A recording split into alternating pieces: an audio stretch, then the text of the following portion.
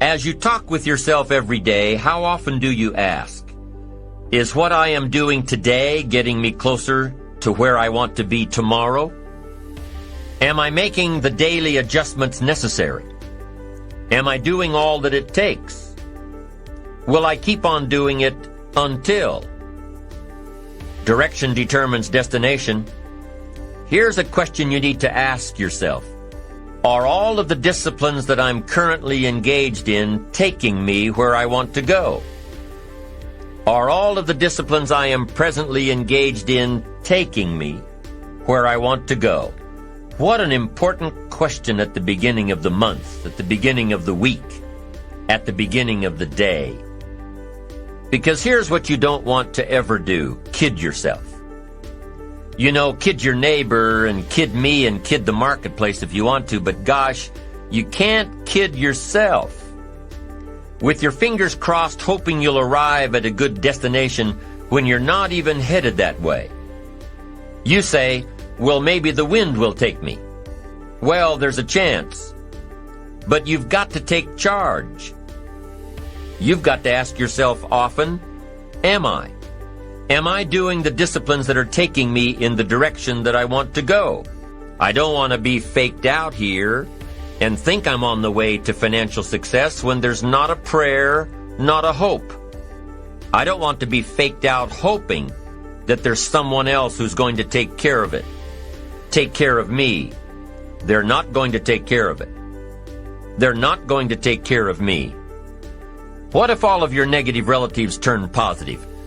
What'll that do for your fortune and your future? Not much. If prices come down a little, what'll that do for your fortune and your future, and your sophistication and your culture? What'll that do?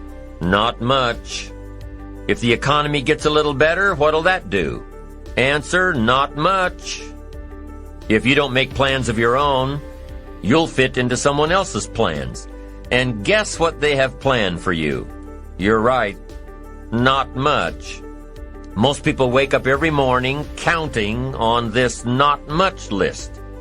And that's why what they have is not much. Not much hope, not much promise, not much progress.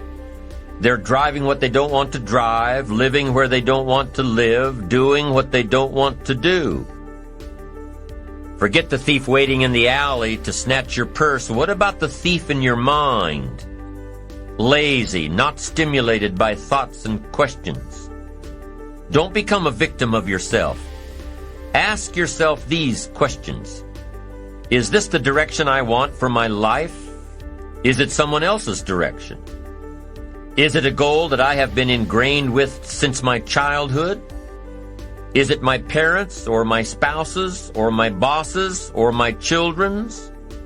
Is it mine? Ask yourself these questions. Debate them if you will. Debate the ideas I am sharing with you on this program later.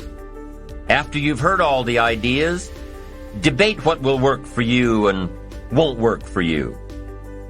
But most importantly, get into the debate of your inner mind. What am I doing that works? What am I doing that doesn't work? Debate it all. Work with your mind to figure out the best possible direction for you. Your self-direction. Your self-direction. You hear stories all the time of kids, middle-class kids, upper-middle-class kids. You hear stories all the time about good kids that are having problems. Their parents are highly successful. They want their kids to be highly successful. But the kids are having problems. Maybe not with their grades, but with how they feel about themselves. The parents push their kids into one career direction, probably to take over the family business or follow in the family footsteps. It's the parents' direction, not the kids' direction. The kids know that something's just not right. And for these kids, something goes wrong. I know this lady that comes from a medical family. Everybody's in medicine. All of the kids grew up and went to school to be in medicine. It's just what you did. You grew up and became a doctor. Now, it wasn't a bad upbringing. They had everything they needed, but they also had the extra push to go into medicine. As a matter of fact, my friend says that they were raised with such tunnel vision that she didn't even have the slightest idea how food got into the grocery store, how cars got into the lots, how money got into the banks. She didn't know. The issues were never brought up at the dinner table. She remembers back in the late 70s, the first time she went to look for a job to make extra money in college, that the best jobs in the paper, the ones for qualified people, were only advertising a monthly salary of $900. $900. She thought the average person on the street, the average non-qualified person, made at least $3,000 a month. What a difference. What a shock. To be so sheltered from real life, to be so far off in what the average person made for a living, it was a real revelation. So she started asking questions. I mean, if she was that far off in her judgment of average earnings, maybe she was way off on other thoughts in life too. Maybe there was more to life than being in medicine. Maybe this wasn't what she wanted to do after all. Maybe she finally found the reason why she hadn't been happy through all of her academic achievements. Sure enough, she figured out that the medical goals were not her own, only those of her parents. And even though she was chastised by her family for not following through with the family goals, she is now much happier following her own path. Direction must be your own, or it can end up being damaging. Damaging to your soul, damaging to your spirit, damaging to your health. Now there's one more part to my friend's story of growing up in a medical family. It's a part that nobody in her family talks much about, yet it happened. And it's an important part to tell. While my friend was pushing for perfection in school, she also pushed herself into an eating disorder. She ended up with this a few years before anyone really knew anything about anorexia. So there wasn't much help available. But a few years later, about the same time she started asking questions about life, she determined with the help of a specialist that this eating disorder had nothing to do with food or the lack of it. It had to do with control. It had to do with direction. Somebody else's direction for her. Direction has to be your own, or it can be damaging. So parents, be watchful of how you motivate your children. Give them all of the resources to make their own choices, and back them up. Give them the freedom to discover their own direction. It may not be the direction you'd hope for, but it is their direction. And with their own direction, they will reach their own destination. It just doesn't work out any other way. Now, if you are one of those people who had the revelation that the life and goals you're pursuing are not your own, you can change it. Just like my friend did. But the change doesn't come overnight. The direction of life can come overnight.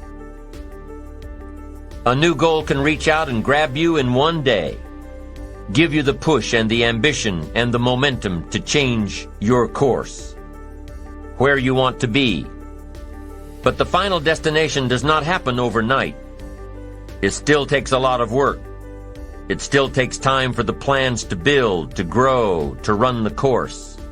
It takes patience.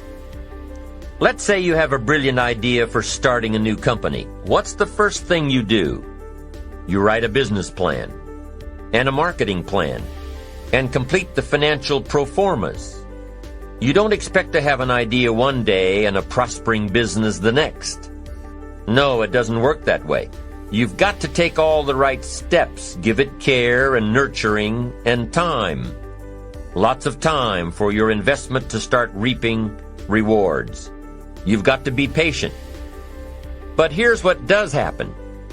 As soon as you turn a new direction, I'm telling you, you've got an excellent chance of a brand new destination. A brand new destination in 3 years, a brand new destination in 5 years, Not a brand new destination tomorrow.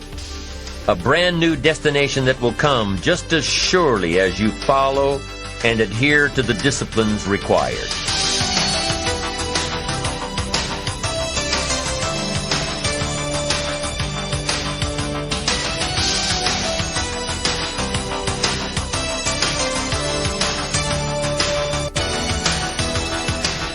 Now,